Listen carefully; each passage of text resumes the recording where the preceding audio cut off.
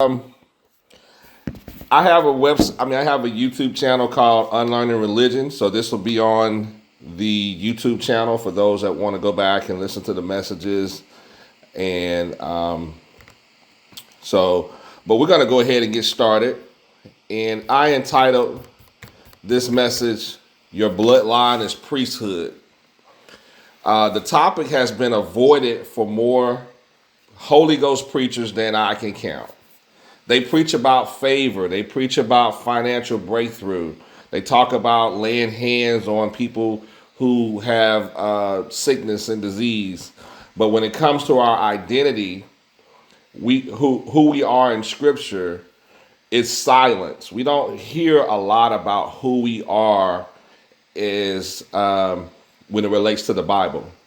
They'll shout about things in the Bible, or they'll shout about things in church that pertain to God, but when it comes to our relationship and who we are in the Bible, it's just so total silence. And so that's what we're going to look at today, who we are. We're going to find out who we are in the Bible for those of us that may not have heard this message. I know for me, I can speak for myself. I've attended church for services for over 20 years. And I heard things like the wealth of the wicked is laid up for the just. Or I've heard things like pressed down, shaken together, running over. And I've heard God is about to do it. But what I never heard, not once, I never heard this. I never heard that black people are the seed of Abraham. I never heard how black people are the original royal priesthood. I never heard how black people are part of the biblical story by blood, not just by faith. I was taught to obey the laws in order to reap a blessing. I was taught to give. I was taught to praise. I was taught to worship and wait on God to do everything for me. But what I was never taught is my people were already in the book. In 2005, there was a thing called the Genographic Project, a 10-year DNA study by the National Geographic and IBM, traced all human DNA back to a single black man in East Africa. They studied the Y-chromosome and found that the father of modern humanity, the original man, came from what we now know called is East Africa. And the Bible agrees. In Genesis, Adam is made from the dust of the ground. That word in Hebrew means rich, dark soil. So Adam was black. Noah was black. Abraham was black. David was black. Solomon was black. Jesus was black. But they never taught that in church. The churches that I went to, I never heard these things before. Let's walk through a few scriptures. And we looked at these scriptures before, but it says in Song of Solomon, I am black and beautiful, O daughters of Jerusalem, like the Kents of Kedar, like the curtains of Solomon. Do not gaze at me because I am dark, because the sun has gazed on me. The reference of Kedar and Solomon's curtains draws a cultural parallel to dark-skinned nobility and royalty.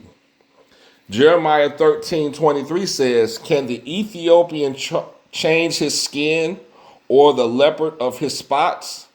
This confirms how black skin was normal and distinct in ancient biblical times. It's not a metaphor.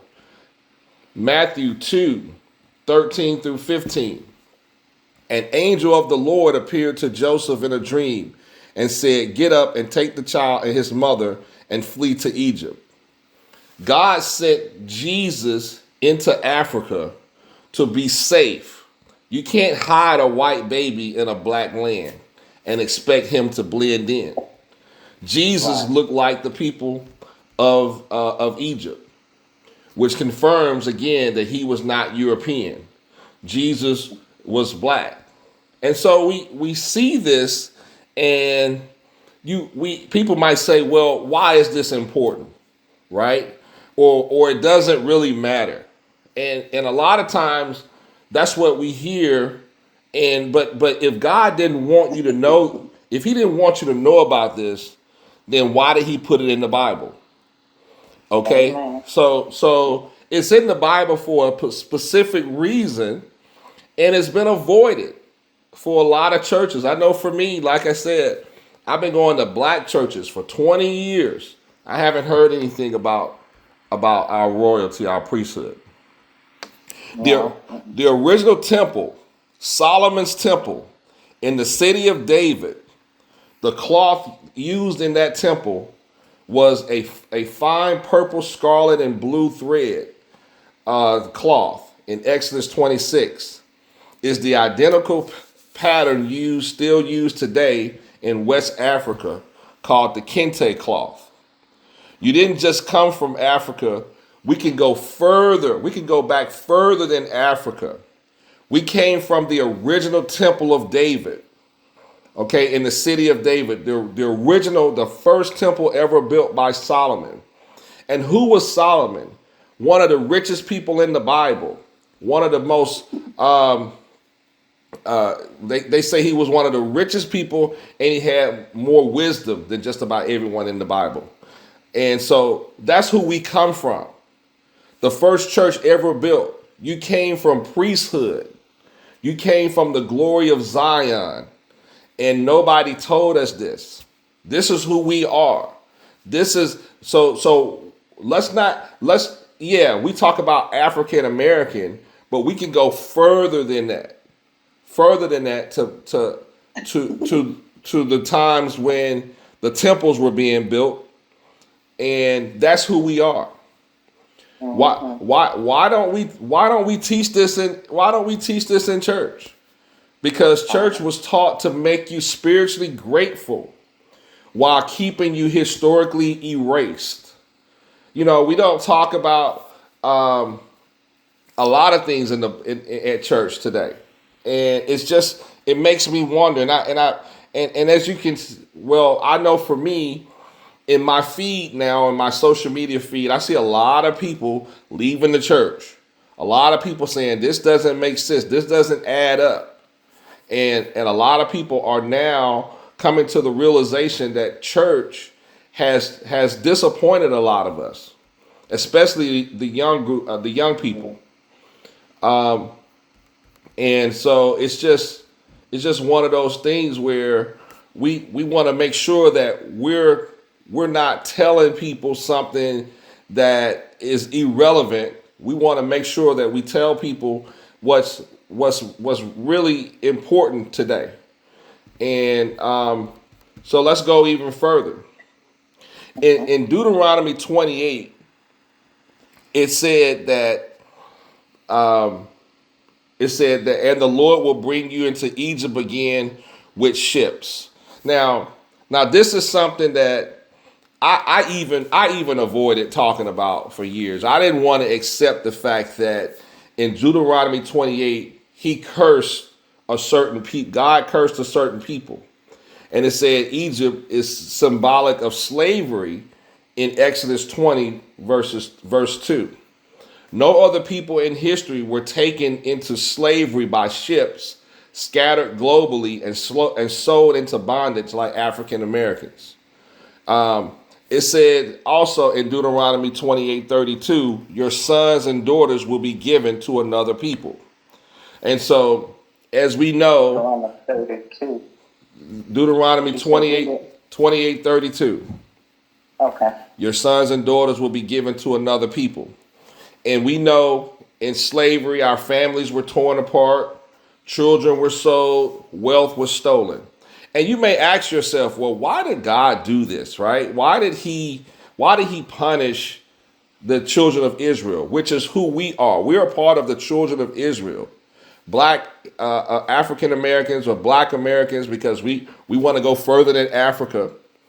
And he did it because of our disobedience. He did it because we didn't obey the laws. And this is the old covenant, okay? Back in the old covenant, when we didn't obey the laws. It said God turned his back on us, and God was disappointed.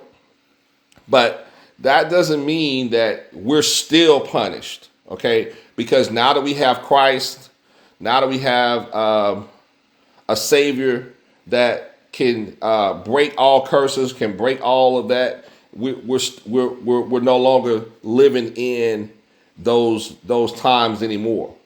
And so, but it's still biblical to understand how things were said, were put in motion in the Bible and actually happened. Now people could have used that. Europeans could have used this Deuteronomy 28 to actually go out and start slavery. Okay, because they could have grabbed a hold of scriptures in the Bible that said, "Oh, well, we could go out and we can have slaves," and they could have used part of this, part of the things in the Bible to justify slavery, which is what they did. They justified slavery because it was in the book, it was in the Bible. Okay, but again, this is just something that I wanted to bring up because I even avoided this topic myself for a long time. And so it's part of who we are. And so we talk about we are the children of Israel. We are Hebrews. We are the people in the book, people in the Bible. That's who we are. That fits us, black people here in America. And it doesn't fit Ashkenazi Jews, the Jews that we see who are in present day Israel. That's not what, we're not talking about them. We're talking about us. Okay. Not European converts, not people with financial empires and political leverage now today, because that's what a lot of Jews, they have a lot of power today. But these are not the same people we're talking about. We're talking about us, the ones who were scattered, the ones who were renamed, the ones who forgot who they were.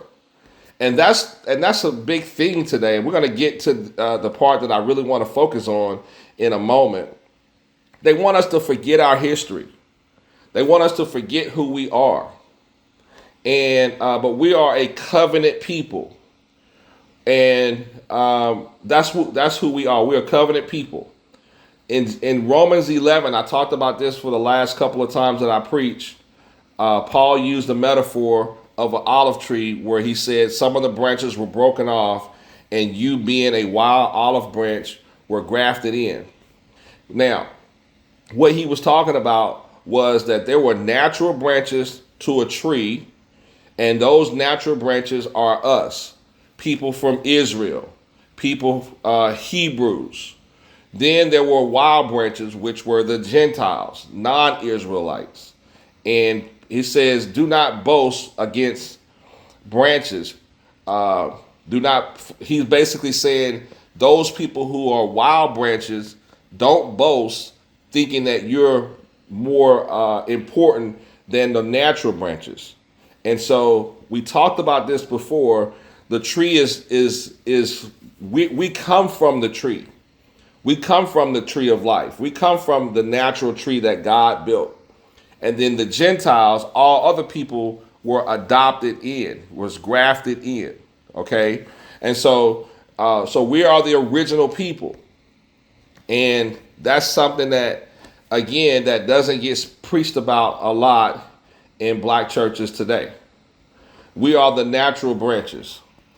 And so that's something that we want to make sure that we tell our kids. You come from royalty. You come from Solomon's temple. You come from the lineage of David and Abraham. And that's who we are.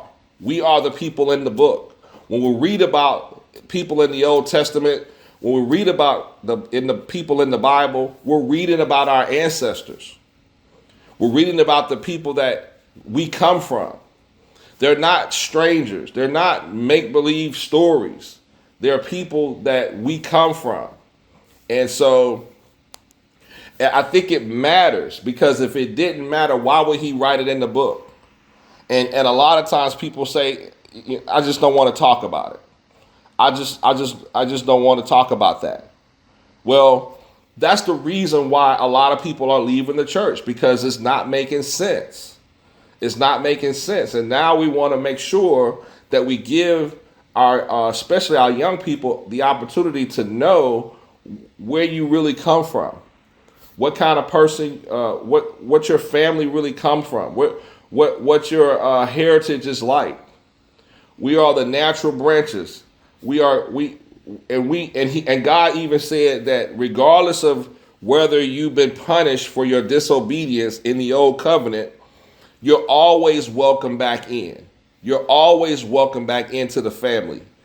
Okay, because he called us insiders. He said that these are my children. Jesus even said that I came for my people. When Jesus came, when Jesus walked the earth, he came to set his people free. He came to set us free, black people free.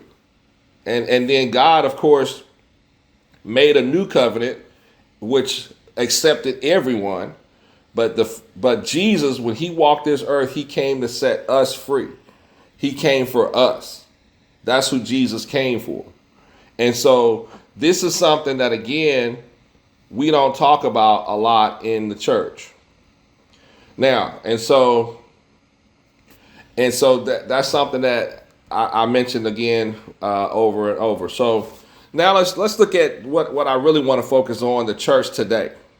I think the church must repent for teaching Jesus without color, for preaching prosperity while ignoring identity, for shouting over focusing on instead of focusing on injustice and staying silent, they turn to things like prosperity and health and wealth and things like that. To every nationality in the world who claim to be Christian, you cannot worship, if you cannot worship a black Jesus, then are you really saved? Are you really saved? Because that's what color Jesus is. Okay? Ignoring the true children of Israel. God is not looking for another conference. He is raising up people today who are trying to find knowledge. They're trying to find the truth. That's who God is waking up today. It's like a great awakening happening today. And I think it started in 2020 when church service shifted to home service for a lot of people. We started having church on Zoom, and a lot of people stopped coming to church and started studying for themselves. They started studying for themselves, started reading the Bible for themselves, started connecting with other people online, and now they're seeing that it's a building, church is a building that we go to, and it's almost like a business. It's a business, and a lot of things is I'm not understanding why they're avoiding these topics. We don't talk about a lot of things. We'll blame it on the devil. We'll blame it on the devil. We'll say the devil stole from us, right? But we won't talk about how there are systems in place, systematic racism going on today, even today. I looked at a video where there was a study done that said that when you go and you apply for certain corporate jobs, there is a better chance of a white person getting the job with a felony than a black person getting the job with no criminal history. And because that's just the reasons why we put things like DEI in place is to give us an opportunity just to get our foot in the door. And so this is not 1960s studies. This is 2025 studies. Okay? There's a lot of black kids walking around right now with college degrees that can't find jobs. We got one sitting in our house right now. And so you see these things and you just don't you avoid it. We don't talk about it at church. We just gloss over and say, well, pray about it and God will fix it. And if you just obey God and pray that and things will work out. And this is something that is really not making sense to a lot of young people. And so what we want to do is we want to make sure that we understand, here's why they hate you. They hate you because you're royalty. They hate you because of what's in your blood. That's why they hate you. That's why they discriminate against you. They don't want you to succeed because they know who you really are. Some of these people, they know who we are.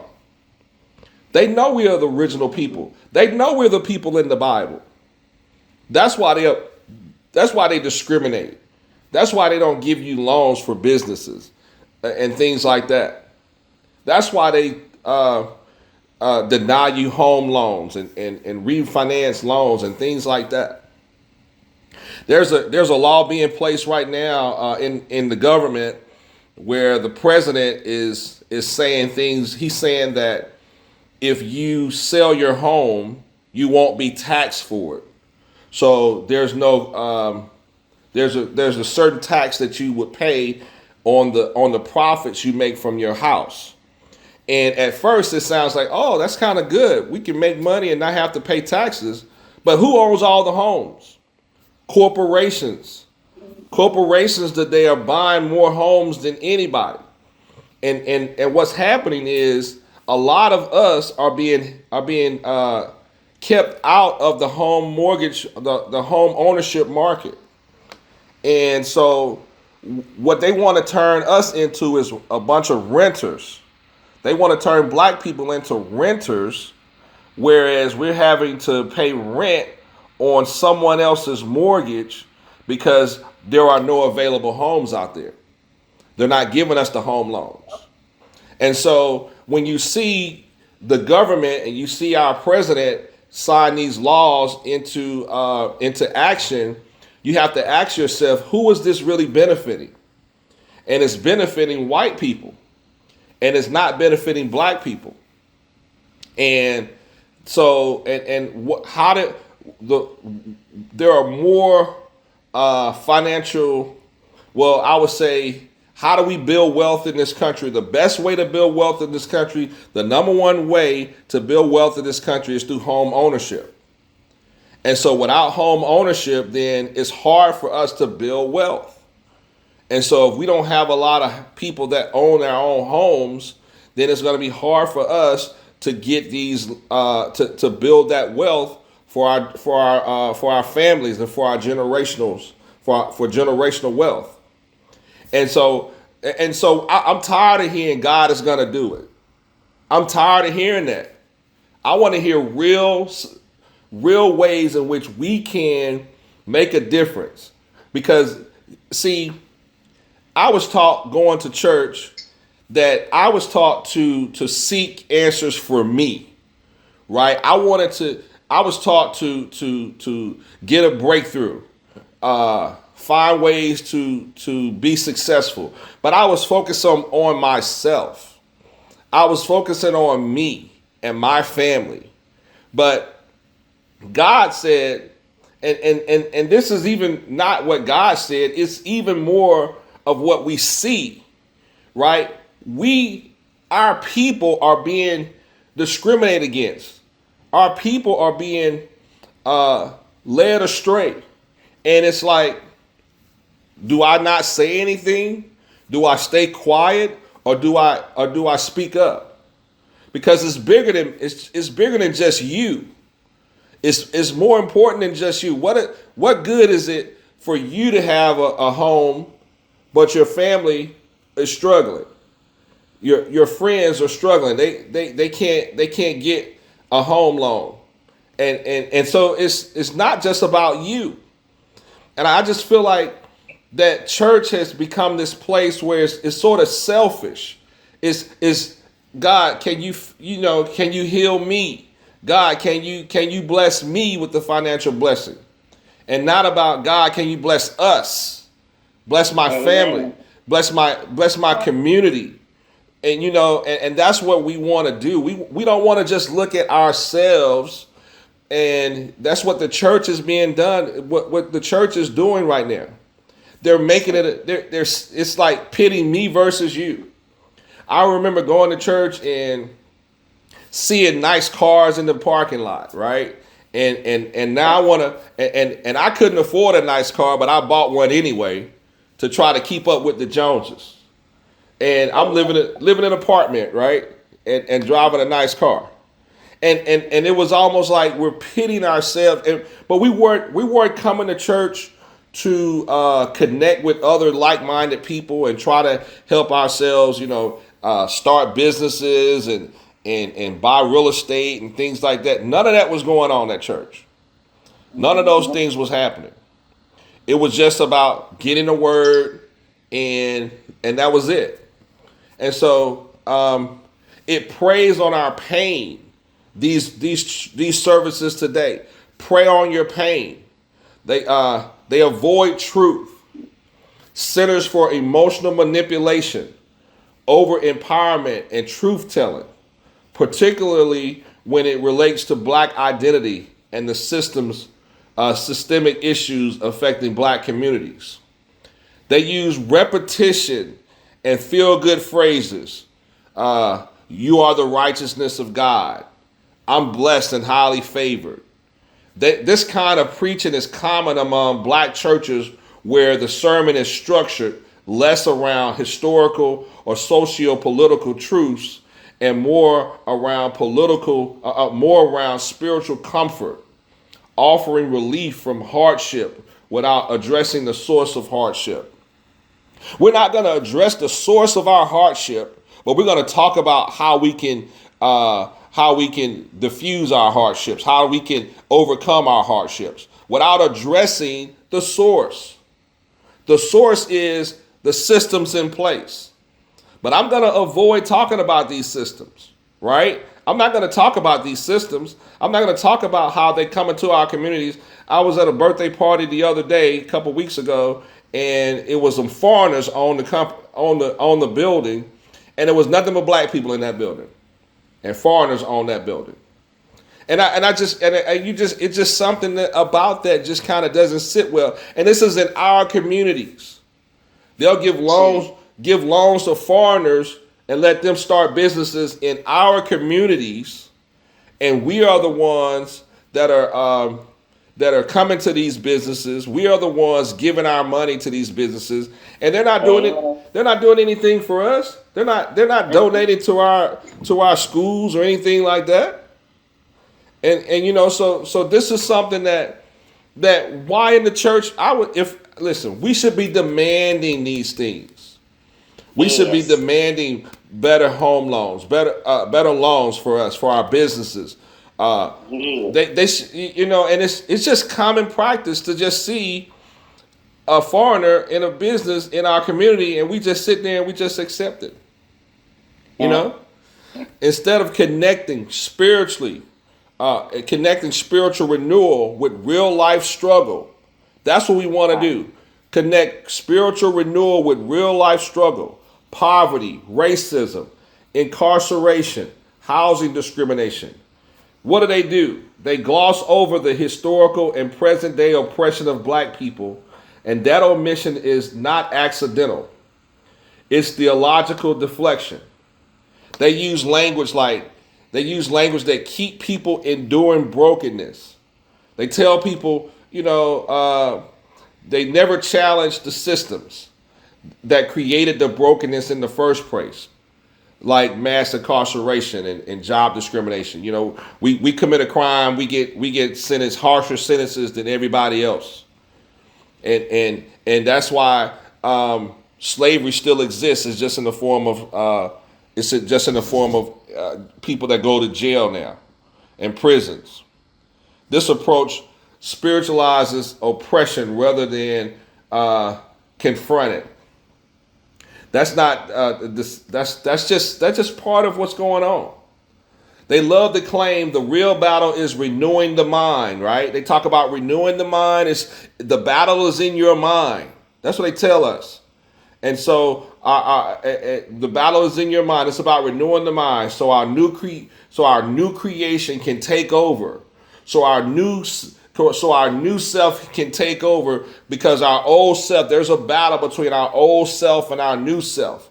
And they put the battle on you. They put the battle on us and think it's like a spiritual thing going on within yourself, while ignoring all the other things that's going on outside. And so now we're at church and we're praying because oh, I sinned, or oh, I messed up this week and I didn't get the promotion because it's maybe something that I said, or maybe it's something that I did. I didn't pray long enough. I didn't go to church. My attendance was down, and I didn't give what I should have gave. And it's always a battle within you. And that's where the church want to keep you. They want to keep you battling yourself. And instead of saying, wait a minute, no, it's not me. Because God said, this is what God said. Once you accept Christ, once you walk in love, you're done. That's it. Now go out and bless others. Go out and bless others. Go out and be a blessing to others and help others find this simple approach to Christ. It's not hard. It's not this. I don't want to come to church and hear another sermon about how to be successful, because they're only talking about you. If you only change your mindset, if you renew your mind, that's the scapegoat theology. That's what we call it, scapegoat theology. Blaming people for not thinking right, instead of acknowledging the role of injustice in shaping the conditions. I never heard the black identity of biblical figures. I never heard them say Abraham was black, Jesus was black, Amen. Solomon was black. But I do hear every service, renew your mind. The battle is within you, and that's where they want to keep you struggling, keep you now with this questioning your confidence in yourself. When God said in His Word, He said that once you become saved, born again, we threw a party for you in heaven. They celebrated you in heaven once you became born again. That the day you gave your life to Christ, they threw a party for you in heaven. They celebrated you that day. That day, because once you're in, you're in. Now the sermons about renewing your mind are those are good sermons for the people who aren't saved. Yeah, those are good sermons for people who are not saved. Okay, but once you're in, your mind has already been renewed, so I'm not going to sit up here and tell you, oh, it's a battle within yourself. The battle is won once you became saved. Once you gave your life to Christ, the battle is over. These sermons are systems of spiritual eraser. They want to. It keeps black people in the pews praising a God they think looks like their oppressor. Because for many of us, I know for me, I thought Jesus was white. That's what I saw. All the pictures I saw, I thought the disciples were white. That's what I saw. So they want to keep you sitting in church praising a white Jesus. It teaches them to tolerate suffering hope. They want you to suffer. They want you to tolerate suffering in hopes of a better afterlife. So if I suffer enough here, when I get to heaven, things will be better. It distracts from questions about reparations. Where's our reparations? Where's our 40 acres and a mule? They want us to forget. Stop talking about that. Stop talking about that. They want us to stop questioning justice. Stop asking for economic justice. Stop asking for things like that. They want us to just push that to the side and focus on your renewing of the mind. Focus on your battle with yourself. The battle is with yourself. The battle is in your mind. Don't talk about reparations. That has nothing to do with the Bible. That's what they'll tell you, when it has everything to do with the Bible. Jesus came for the oppressed. He came for people who to liberate the oppressed. And they'll tell you, oh, it has nothing to do with the Bible. By preaching grace without history, it's okay to preach grace. And I talked about grace for years, and I'm going to continue to talk about grace. But we have to put it in perspective. What about our history? What about our history? You know, and so those are some of the things that when we get to these subjects, we want to make sure that we know we are the bloodline of David. We are the bloodline of Solomon. Solomon was one of the richest people in the world. That's our bloodline. You know, so if your great granddaddy or uncle was the richest person in the world, I should be rich. Where's my wealth? You know, because we can trace the Marriotts and the Heinz ketchup, that family, and the Rockefellers, and 6, 7, 8 generations later, their grandkids are still eating off of what their grandparents did. And so, but for us, we have to always continue to start over. We got to start over every time. Start over. God is going to fix it. God is going to bless me with a financial blessing, and start over. When in actuality, we shouldn't even be in this position. They put us in this position. You know, our position should be wealth. We should have wealth right now in this country. They promised that to us. They stole that from us. And we're not hearing that at church. We gotta go outside the church and hear that. You know, I remember years ago when I was going to church, I was going to church, and there was these guys that were protesting the church. And they were saying things like, man, you know, y'all need to wake up. And, you know, these black Hebrew Israelites, right? And at the time, I didn't want to hear anything they had to say. I was just like, man, get on out of here. But they were trying to give us a wake-up call. They were saying, wake up, learn your history. Now, I'm not saying that everything that they taught was the truth, but I do admire the fact that they were trying to give us an opportunity to learn who we are as a people. And we need that in church today. We need to know who we are as a people. And that's just real quick. That's just something that's important. And so we look at our trauma when we go to church, because we want to be you know, we want hope. We need hope, right? We're hurting. We need hope. We need something that's going to give me some hope so that I can feel good about myself. But they'll usually tell you that it's the devil's fault. It's the devil's fault. Let's take back what the devil stole from me. Anybody remember that? Right? And and all the while our communities are suffering. All the while our communities are suffering. All the while they're denying us loans. They're putting us in prison for small petty crimes. They're doing all this stuff to us, and then we always say, "Oh, it's the devil." So they want to erase what's going on in reality. Don't see what's really happening. Blame it on the devil. And praise God. Come to church every Sunday. Give your 10%, because God is going to bless you. He's going to move. And that's where they want to put you. So that's so I just want to conclude. You are not a mistake. You are not a minority. We are not a minority. Okay? We're not just saved. We are restored. We are awakening to our true selves.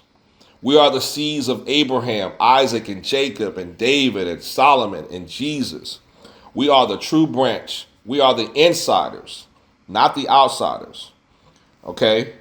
And we're not going to walk in ignorance anymore. We're going to walk out of shame. We're going to walk out of silence. And we're going to walk in the truth, power, and our true identity.